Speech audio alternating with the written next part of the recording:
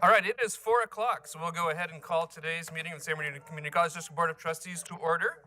Trustee Aguilera, would you please lead us in the Pledge of Allegiance? You know how this goes. I pledge allegiance to the flag of the United States of America and to the republic for which it stands, one nation, under God, indivisible, with liberty and justice for all. All right. Now it's time for public comment. So pursuant to Board Policy 2350, any person may speak to the Board of Trustees either on an agenda item or on other matters of interest to the public that are within the subject matter jurisdiction of the board. And before any board action is taken, comments will be limited to 3 minutes per speaker and 20 minutes on the same or a substantially similar topic, unless the majority vote of the board votes to extend the time limit. As a matter of policy, members of the board may not discuss or respond to matters raised during public comment unless the matters are properly noticed for discussion or action in open session. Do we have any public comment? No, sir. All right. Move on to section 5, recognitions and celebrations. Applause cards. Chancellor. So on the screen, you will see all of the listing of all of those who have received applause cards and those that nominated individuals for applause cards for going above and beyond their regular service. So congratulations to all.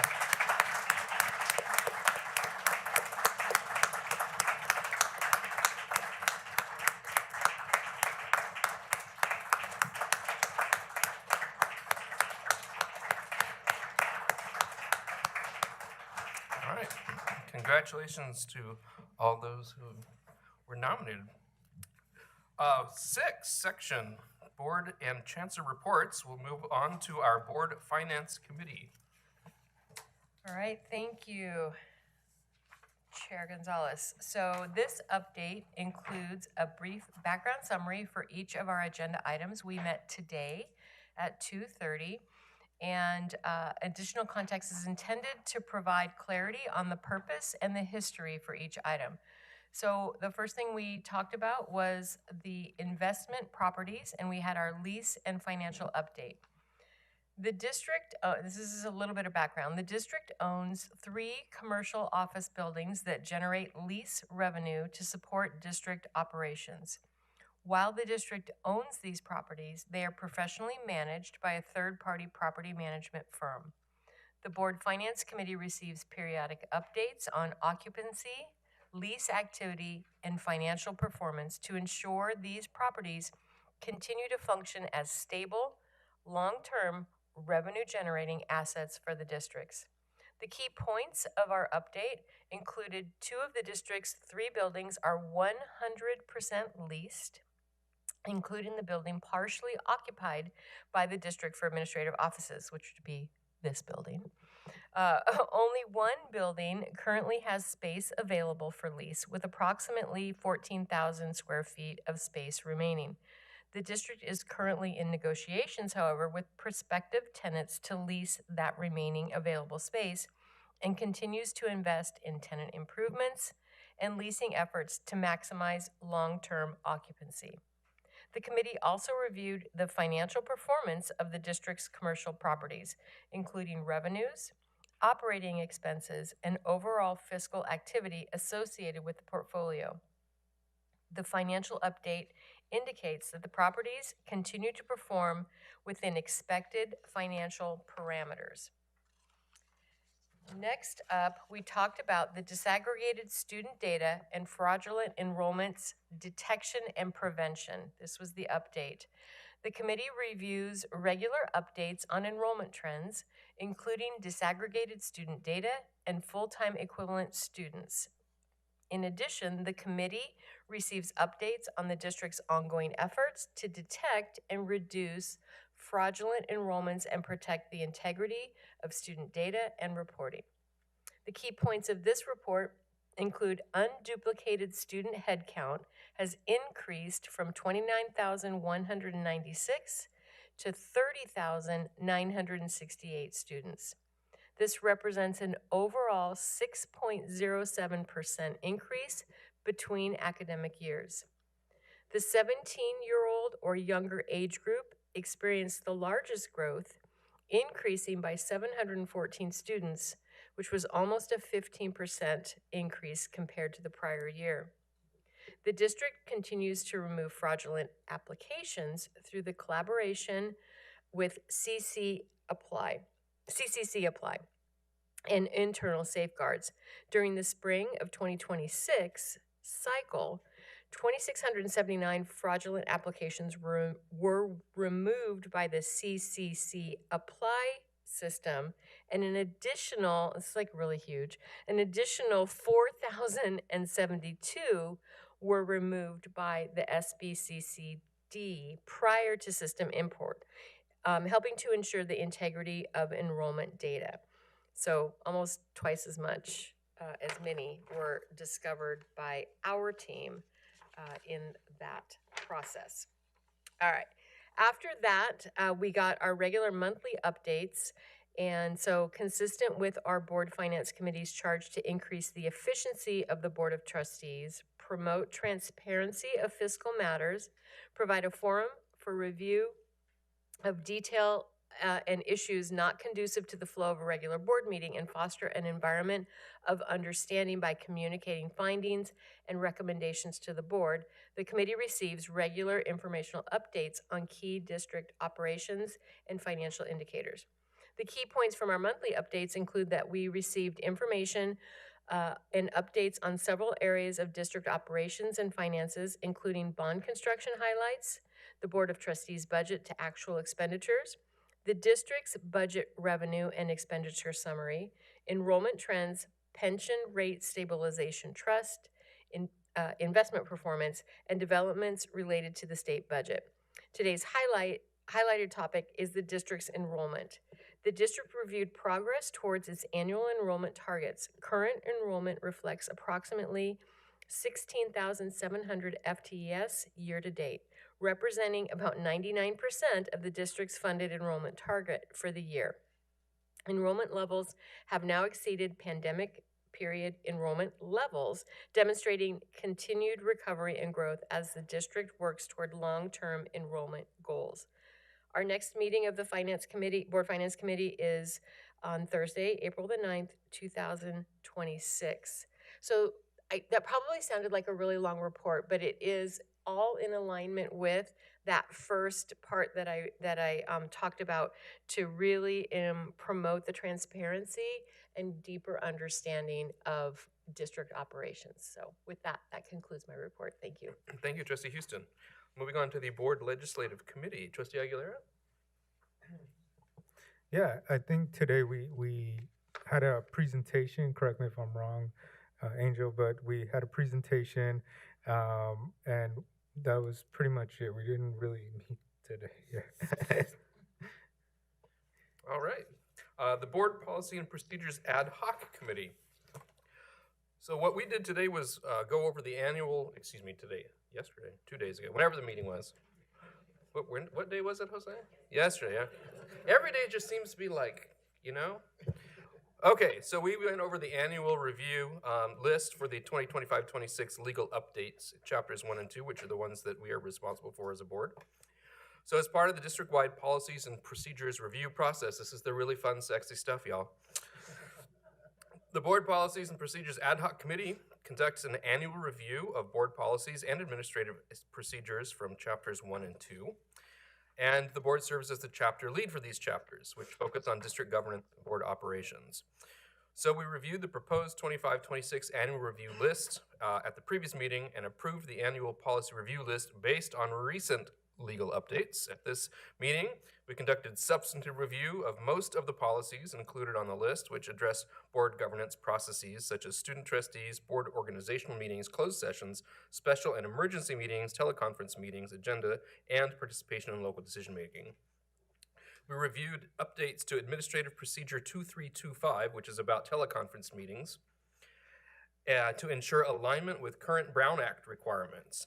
The revisions clarify the circumstances under which trustees may participate remotely and establishes limits on remote participation. For example, a board member may not participate remotely under the just cause or emergency services provisions in more than 2 meetings per calendar year when the board meets once per month. Committee also reviewed revisions for Board Policy 2745, the board self-evaluation. And the revisions were requested by the board following our most recent board retreat and are intended to better align the evaluation process and timeline with board direction. Finally, the committee reviewed updates to Board Policy and Administrative Procedure 2510 related to participatory governance. This item requires additional refinement, and the committee will continue working with staff to further develop the language before moving it forward in the review process. And our next meeting will be Tuesday, May 5th, if I can remember that. Okay. Now we will move on to, we don't have a Board of Governors report today.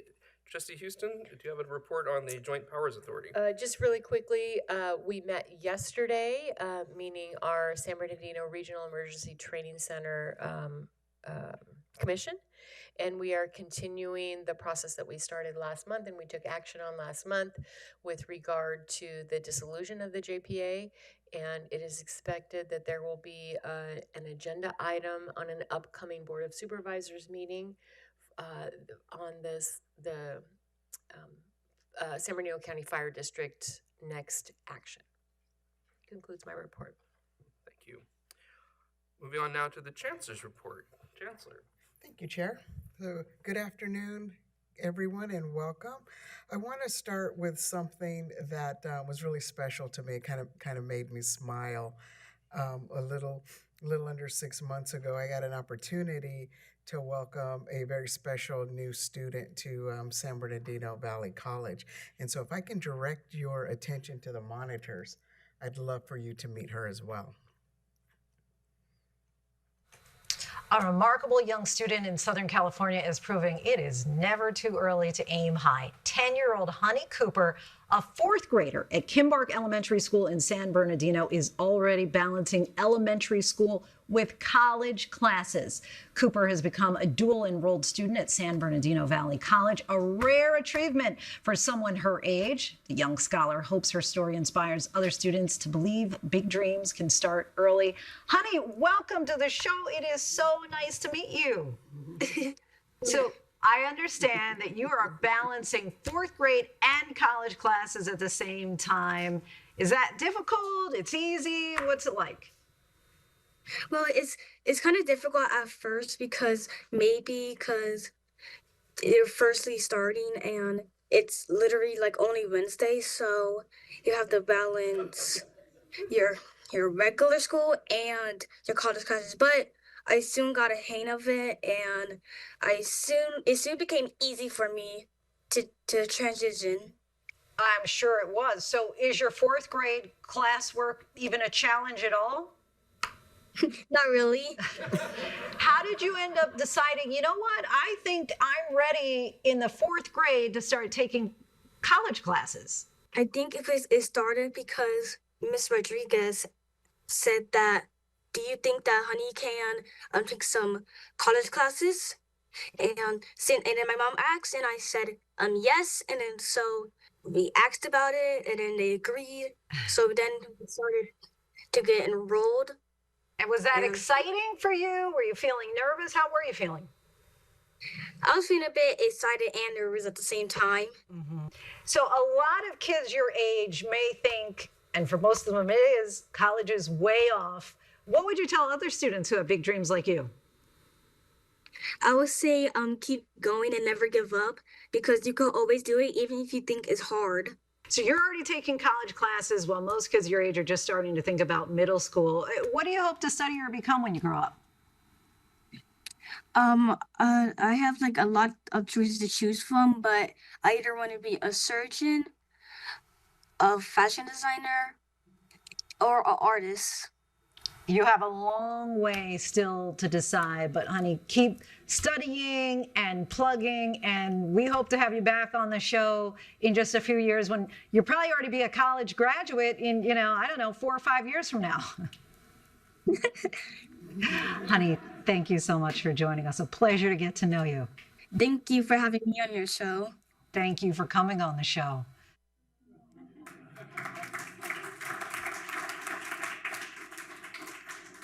Isn't Miss Cooper great? Loved it. So she's just a fun reminder of when we say that our colleges are open to everyone. we really mean it. We really mean it. We believe lifelong learning and creating welcoming spaces and in making sure that people feel like they truly belong at Valley College and Crafton Hills College. So I want to thank Honey's family for really entrusting us with her education.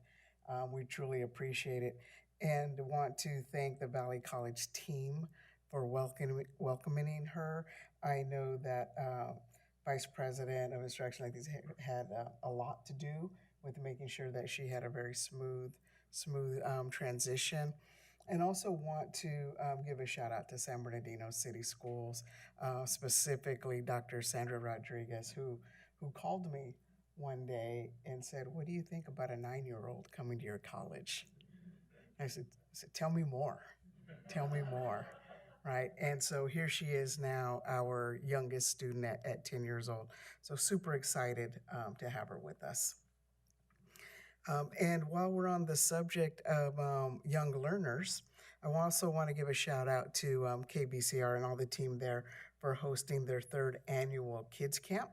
This event brought children and their families from across the district and gave them a chance to connect with KVCR in a real hands-on experience, in a real fun way.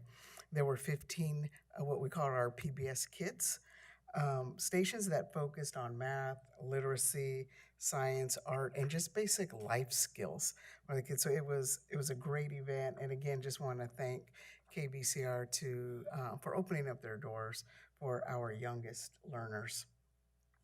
I also want to recognize everyone from our district team who participated in the Institute for Excellence, and that was led by Vice Chancellor Hannon. Thank you so much to you and your team. We appreciate it. This program brought together leaders from across the district, regardless of the positions that folks held, whether it was CTA, CSEA, our POA, that was a whole lot of alphabets there. Our bargaining units, senates, and so on. So a great group of people giving folks really the opportunity to learn from each other and how we can continue to have relationships, good working relationships from each other, and really just learn from each other on the work that matters most to the individual. So again, thank you so much, Christina, for helping us build a stronger district with that. And also, thank you to all of you here today and all of our folks that are watching us online. And also, happy spring break. I know there are a lot of people that cannot wait for that.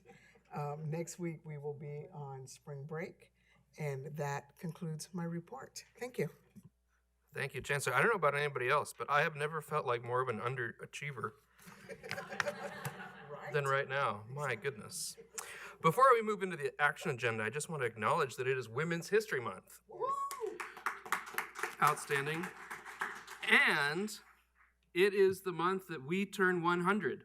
It is. Because it was March 26th when that vote took place. Nice. I was telling a group earlier today that the vote to establish San Bernardino Valley College and the San Bernardino Community College, what became the San Bernardino Community College District, passed at a ratio of 30 to 1. Wow, who's the one? Which is pretty, yeah, I know, we got to track them down. What's going on? Pretty sure they're probably not voting now. Right. Right. Okay, so we'll move into the action agenda for the approval of minutes of the February 12th and February 26th meetings. Second. All right, we have a motion by Trustee Longbill and a second by Trustee Betters. Is there any discussion? There's no discussion? If we could have our magic electronic voting excitement. No. Are we not voting electronically today? All right, so student trustee Garcia, how do you vote? Oh, we got it now? It's on the screen. All right. If you would mind cast your vote, and then the rest of us will cast ours. Perfect. 1, 2, 3, 4, 5. Are we missing somebody? I was the first one. You know what? Doggone it. Mm-hmm. All right, the motion carries unanimously. Move on, item B, the 2026 CCCT board election. Do we have a motion to approve our nominees? So moved.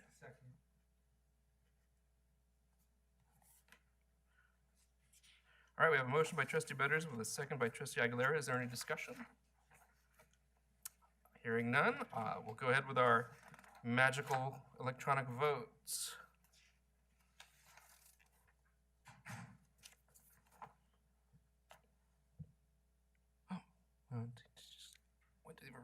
Yep, I think we're all there, yeah? Thank you very much. Motion carries unanimously. Item C, endorse the nomination for 2026 Classified Employee of the Year Award. Do we have a motion to so moved. approve? Second. Sorry, I was like ready. Yeah, Such Matt, that excitement. beat me to it. All right, we have a motion by trustee Houston with a second by trustee Betters. Is there any discussion? All right. Apologies, getting over a little cough, but took some medication. I just want to say congrats to Heather. I mean, We haven't voted yet. Yeah. Let's vote first, then. On the nomination. Oh, okay. Congrats on the nomination. Good save, good save. It's incredible. I think she's done a tremendous job, and especially I know as a newer trustee, where the lights on, how to turn them on. So thank you, Heather, for everything. All right, my little machine doesn't give me the option right now. There we go.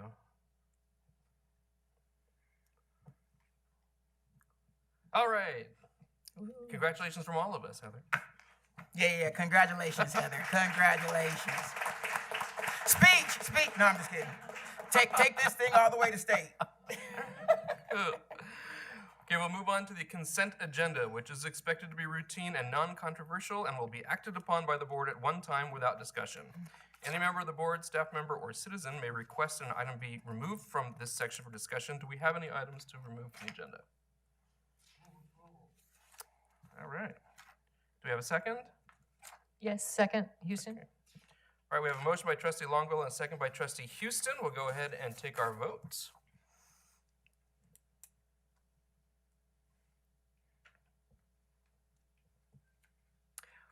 And the consent agenda is approved completely. So, excellent. Move on to section 9. Can we just say happy tenure? Oh, absolutely. Okay, I was Thank just you. hoping we could, You know- yeah, right? If I put my glasses on, I would actually see. So we want to congratulate all who achieved tenure today. Thank you.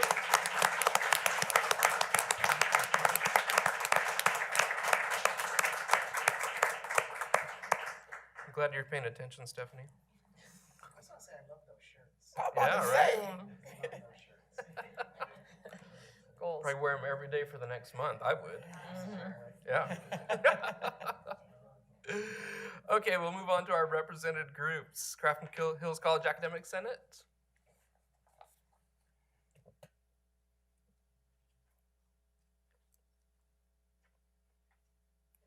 Board members, my name is Kristen Clements, and I'm an associate professor of EMS at Crafton Hills College. I also serve as the vice president of outreach for Academic Senate, and I'm pleased to provide you with our report today.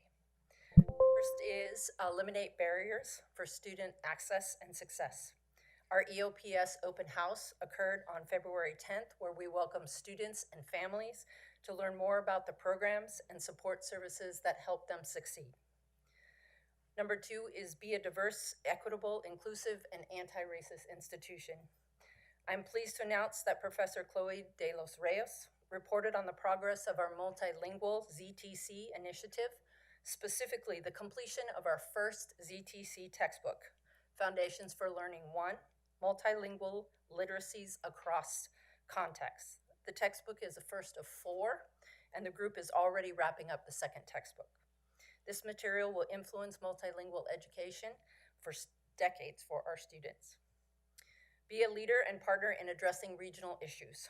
Our Academic Senate President, Natalie Lopez, will be attending the Academic Senate for California Community Colleges Area D meeting that will take place this Friday. Resolutions presented that are in development statewide will be discussed in that space and will be agendized for future Academic Senate meetings, where the Senate will prioritize and make decisions on the voting that will take place at the statewide spring Academic Senate plenary on Saturday, April 11th. Our President, Natalie Lopez, will also be attending the Academic Senate for California Community Colleges Curriculum Regionals, occurring on Saturday, April 4th. Topics will include newer initiatives such as the Common Course Numbering Project, and emerging topics such as artificial intelligence in curriculum. This space will discuss, share updates, and help college teams consider how implementation can fit within existing local curriculums, structures, and processes. Ensure fiscal accountability and sustainability. Our Senate Treasurer, Rick Hogreff, recently updated our Academic Senate funding request process to improve transparency and accountability. This new process was approved by the Senate membership. And finally, our noteworthy accomplishments and activities. We just wanted to acknowledge our campus celebrating Black History Month, Lunar New Year, and this month's Women History. And then next month, we are also preparing for Gapril. This concludes my report. Have a wonderful evening, and thank you all. Thank you very much. And before we move on to their next report, would the newly tenured faculty mind if we took a quick photo? Are you kidding? Yeah. I'm not kidding. Is that cool? All right. All right. So, board members, would you mind taking the photo with our newly minted tenure faculty?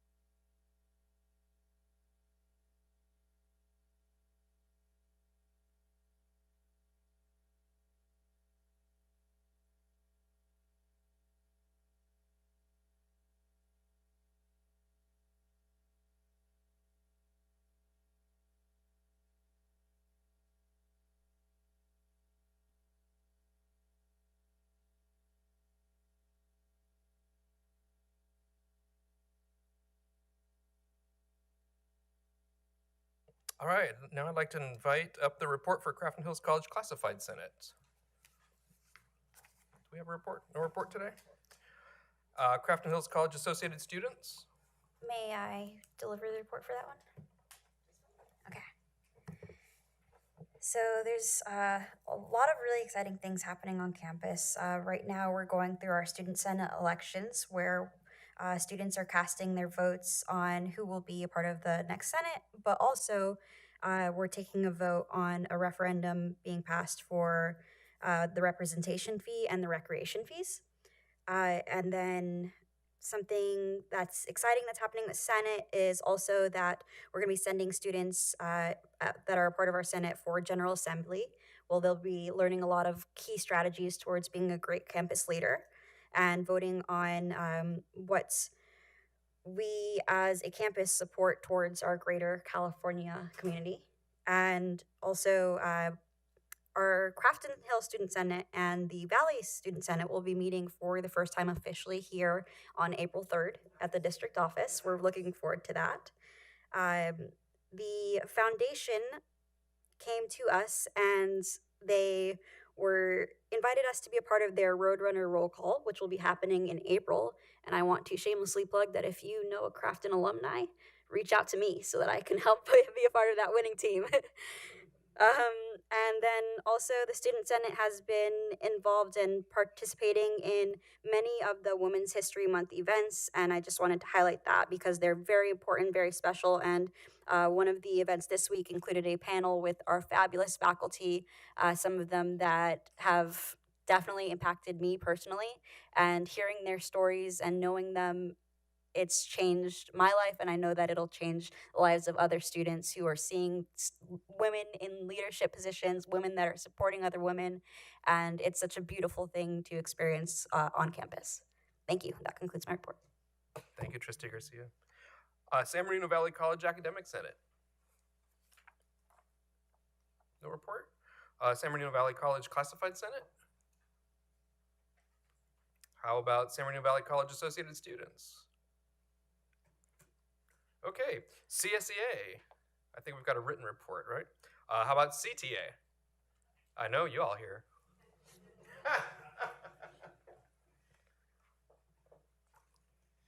Hello. Hello, my name is Danae Hart. I'm a full-time faculty representative from Crafton Hills. I'm new to the district. This is my second year as an ethnic studies professor at Crafton.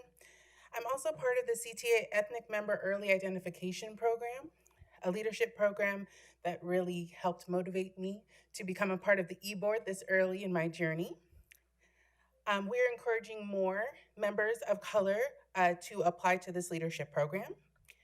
I also want to thank Chancellor Dr. Diana Rodriguez for being a part of the Women's Leadership Institute at Amend. Hearing about your personal leadership journey was very inspiring. So thank you for letting me have this opportunity to update you on what our faculty union is doing. And what we're doing is bowling. This last weekend, some 100 members and their families were bowling. We partnered with CSEA, and so it was a double union solidarity bowling event. There was a Solidarity Cup trophy. In the name of solidarity, maybe I won't say who won, everyone won. But there were other medals given out, like Best Celebration Dance, Best Team Spirit. Thank you to Vice Chancellor Hannon, Chief Bonnet, Trustee Gonzalez for joining us as well. It was great seeing you. And I hear TSO is talking about making a bowling team for next time. So, okay, we look forward to it. Solidarity Cups in the future. The faculty union has also been advocating for public education. Prop 55, we have led signature gathering campaigns at Crafton Hills College and Valley. And to date, we have 60 Crafton members who have signed the petition. At Valley, we have over 100 signatures. And one final update about CTA, we have a new president-elect, Denise Knight, who may be sitting behind me. Yes. Her term will officially begin this summer, and we're so excited to hold the elections for the rest of the e-board in April. Just want to say I've been at Crafton for just a short while now, but I'm happy to be doing this work for our district. Thank you. Thank you. I want to say something just really quick. I had the opportunity to participate in the CTA EMID program. So I'm a graduate of that program, excellent program. I definitely want to encourage anybody to get involved with it. I did not know this would be my path where I'm at right now, but CTA was just so helpful and so pivotal in helping me kind of crystallize some of the things that I was involved with. So congratulations on that work. Hopefully some more people will take advantage of that, and thank you for sharing that. All right, do we have a report from the Police Officers Association?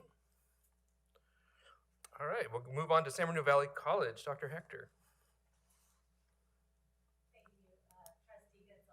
Oh, sorry. Thank you, Trustee Gonzalez. First time.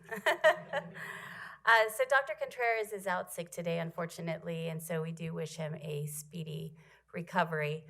For those of you who don't know me, my name's Letitia Hector, Vice President of Instruction at San Bernardino Valley College, and I'd just like to provide some additional updates from our campus in addition to the written report that was provided. So first, I want to echo the congratulations of all of our faculty at Crafton and at Valley receiving tenure, and want to share that I'm very excited about the 3 that happen to be here today, because I actually had the opportunity of hiring those 3. And so this is wonderful to share this celebration with all of you. So congratulations. A to Men conference, we had the opportunity to attend last week in Long Beach, and it was a proud moment for Valley College. Our own Dr. Anthony Blacksher kicked off the event with his spoken word and literally set the tone and energy for that conference. So we were very excited to experience that with him. And a special thanks to counseling faculty Keenan Giles and Ula Matavo for chaperoning our students as well, because as we know, it's an important opportunity that we provide our students to attend conferences such as that one. Valley College was well represented with 35 faculty, staff, and students, including 2 presentations by Yancey Carter and Danny Smith Morton. Another update is in regards to accreditation and the timeline. We are on track, and I want to especially thank my co-chair of the Accreditation and Outcomes Committee at Valley College, Jeremiah Gilbert, as well as the committee as a whole. It was just last week that we have shared out with the greater campus a draft of our report, which we call it the ISER report, the Institutional Self-Evaluation Report. And so we were able to host 2 open forums this week, allowing people to join us and provide some feedback. And that will be open to the entire campus throughout the month of March. So excited about that work. And San Bernardino City Council will be honoring Valley College at the May 18th City Council meeting, which we're very excited about, celebrating Valley College Day on March 26th, our official birthday, which I just found out we share with his daughter, yes. So please join us on campus as well for some cake. It's going to be a big bash. The proclamation includes key accolades for Valley College. We have a number of firsts. First college intentionally built as a community college, the first Valley College in the state, the first nursing program in the Inland Empire, the first Dreamers Resource Center in California, and the first group of colleges to earn the designation as a Black serving institution. So we have a lot to be celebrating. And you've all been introduced to the most adorable Honey Cooper. And I just want to share, I actually had the opportunity along with Dean Sogamonian, her and her mom just happened to walk into the Arts and Humanities Division, and we both just happened to be there one late evening. And she was a pleasure to meet. We got to introduce her to Professor Nader Gurgis as well in the art department. So we're really excited to welcome her to our campus. And I think it coincides with the 100-year birthday celebration that we have, just demonstrating that it aligns with us providing access to opportunity and hope for all. And last but not least is our Centennial Gala coming up. It is sold out, and we will be celebrating March 27th, 2026, and we look forward to seeing all of you there and ready to raise those paddles and raise a lot of money for our students and additional opportunities for them. So thank you. Thank you, Vice President Hector.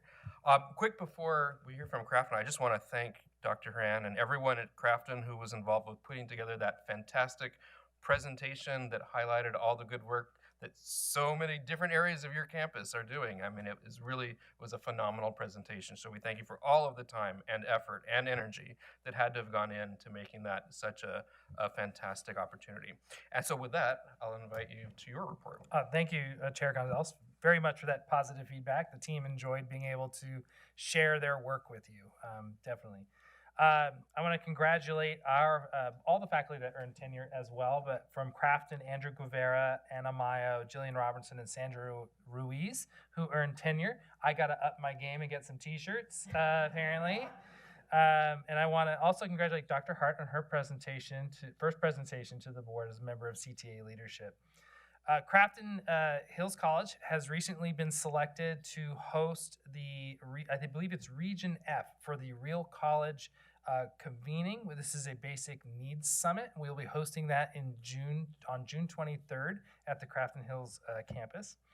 I also want to congratulate Michelle Riggs and others for their work in getting a new Finish Line Grant Award for $250,000. This is double the award we received the last time around. And we're especially thankful to Rebecca Orta in the counseling department, who really master plans the execution and the disbursement of those funds to students, which makes a big difference to get to the finish line. And we're really pleased to have that. Two upcoming events, post 100th anniversary gala at San Bernardino Valley College. one is we have a President's Circle event to honor our President's Circle member on April 2nd, where we're having magician Danny Ray, who is famously on YouTube as fooling Penn and Teller with his close-up magic, and he's featured at the Magic Castle quite often. Really stellar. So those of you that are President's Circle members, we're hoping that you can make it. And then finally, we have our, I hate to call it annual because we haven't done it every year, but we have our Run for the Hills 5K in partnership with the city of Yucaipa. This is a fundraising event for our student athletes, and it's a wonderful partnership with the city of Yucaipa. It will be this year, instead of on the Crafton campus, it will be up in the parks at the community center. So we hope you can join us then. Thank you, President Haram. Executive Vice Chancellor? No report. Vice Chancellor of Human Resources and Police Services? I just wanted to briefly congratulate all of the tenured faculty. Congratulations. And I would also like to, I know you didn't want to share who won, but the district was not allowed to participate in the bowling event. It was strictly for CTA and CSEA. But according to my records, CTA did pull off the win. So next year, the district's team will be also able to bowl in the event, and we do plan on bringing home the trophy. Okay. Vice Chancellor of Educational and Student Support Services. No update, just congratulations to the tenured faculty. Vice Chancellor of Government Relations and Strategic Communications. Also congratulations and no further report. Thank you. Thank you. Are there any questions or discussion of the information items? All right, hearing none, we will now enter a closed session to discuss confidential matters that are generally stated on the agenda. Do we have any public comments on closed session items? Okay, the time is 4:43, and we will now convene into closed session. Why don't we do 4:55? Can we all be back by then? Cool. All right. Thank you, everybody, very much, and congratulations again.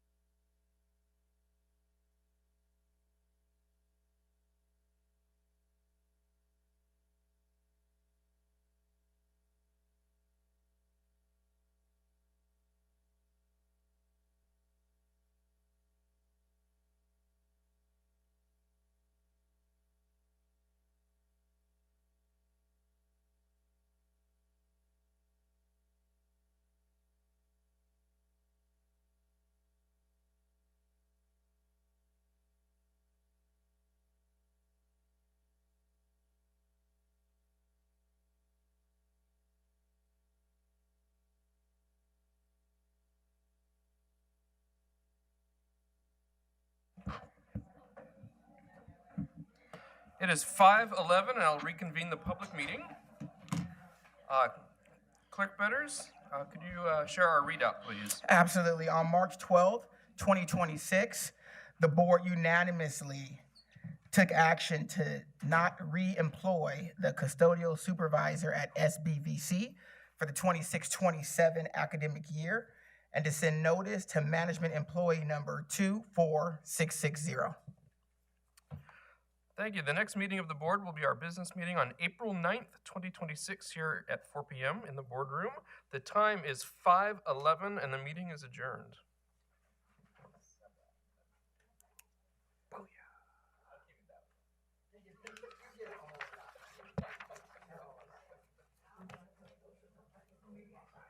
All right. Good job.